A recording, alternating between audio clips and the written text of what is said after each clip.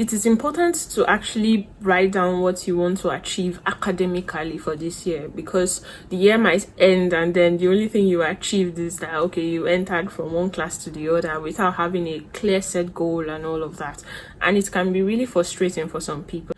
So in this video, we're going to be sharing a guide to help you make your academic plan for 2025.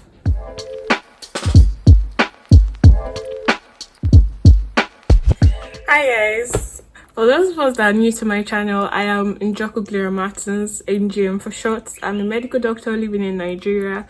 I make YouTube videos to help medical students navigate the challenges of medical school and share the experiences of other medical doctors as well.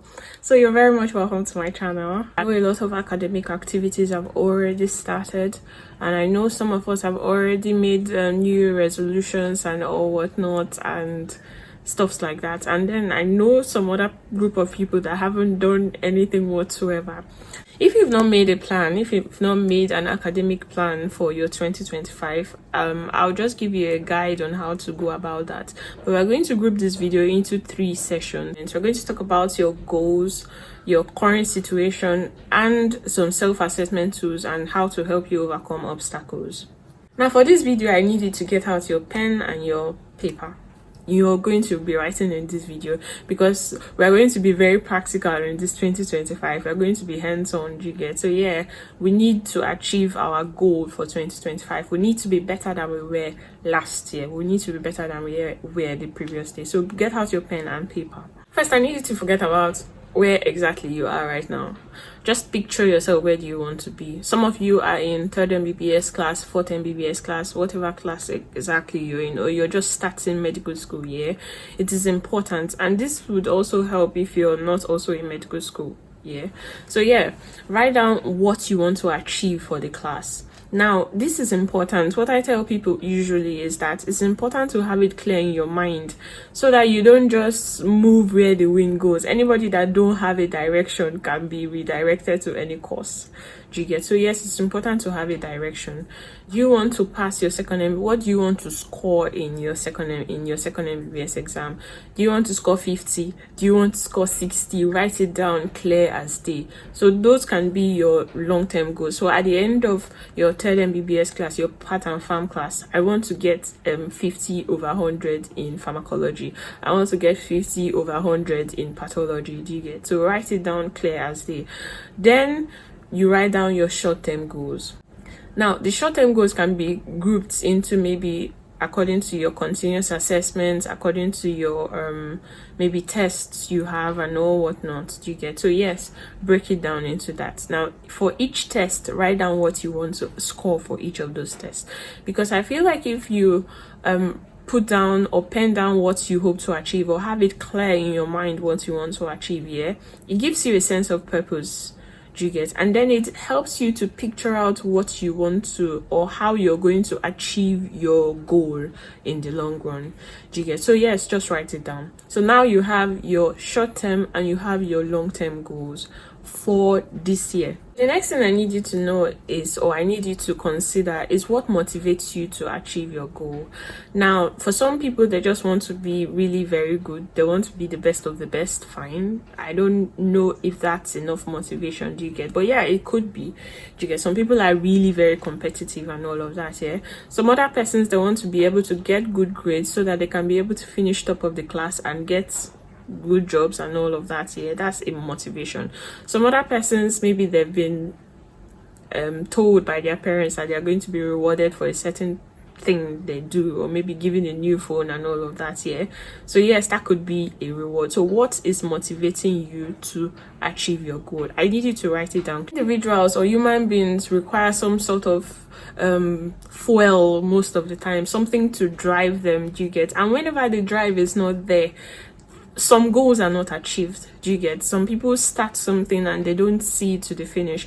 Some people want to achieve some certain things and they don't see it till the end. Do you get? So I need you to write clear as day what motivates you to achieve this goal, because it's important. When you are at your lowest, this is what is going to drive you. Whenever you feel like, okay, I can't continue to do or suffer like this or to grind like this, it's literally what is going to motivate you. Do you get? So write it clear as to what motivates you. It could be that new phone you want to get from your parents or something like that, or it could be something that has been promised you, or it could be the reward from school. Exactly. So what motivates you to achieve your goal? So I believe you've written that by now. And it's important your goal is SMART. SMART. It is specific, it is measurable, it is achievable, it is relevant, and it is time bound. Look at this goal now that you've written out. Is it specific? Do you want a particular thing? Having 50 in a particular course is specific. Do you get? Then is it measurable? Is it something you can be able to measure? Yeah, 50, you can measure it definitely. If you see 50, you wouldn't tell yourself it's not 50. Do you get? Yeah. So is it achievable? Do you think it's achievable with your study pattern, with everything it is that you know about yourself or that you've been able to discover about yourself? Is it achievable? R, is it relevant?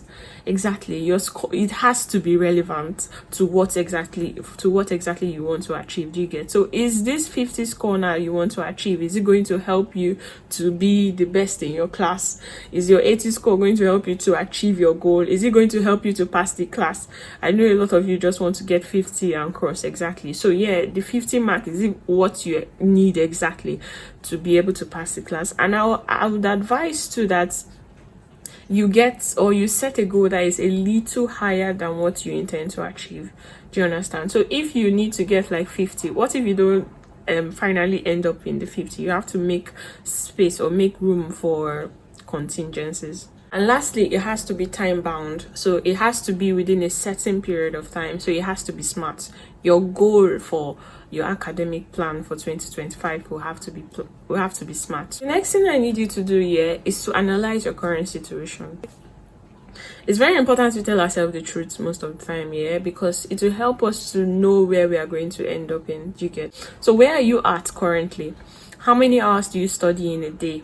How many hours does it take you to finish a particular material?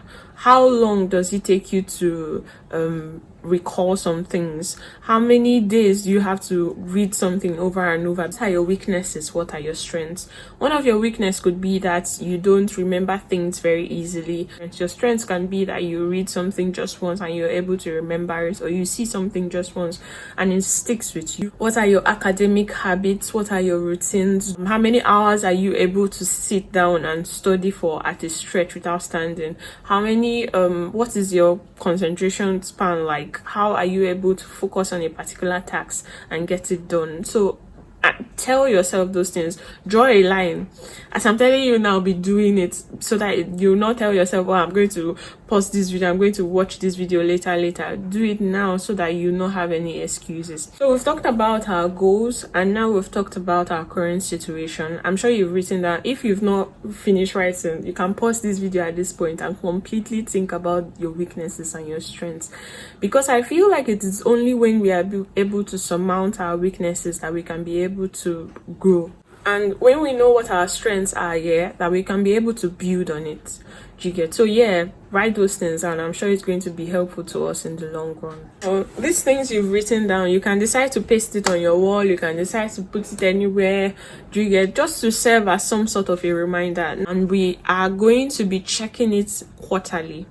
Now, say by March, we are going to review this plan and see how far we've gone. If you've written any continuous assessment and all of that, you can be able to measure if you were able to reach your goal or not. Why are we making an academic plan for 2025? It is because we don't want to remain where we were in 2024. These things are important in order for us to at least make progress, no matter how little. Yes, this is just a little guide to help you make your academic plan for 2025. You need to like this video and subscribe, yeah, so it's going to get to as much people as possible. Yeah, so I'll catch you guys in the next one. Peace.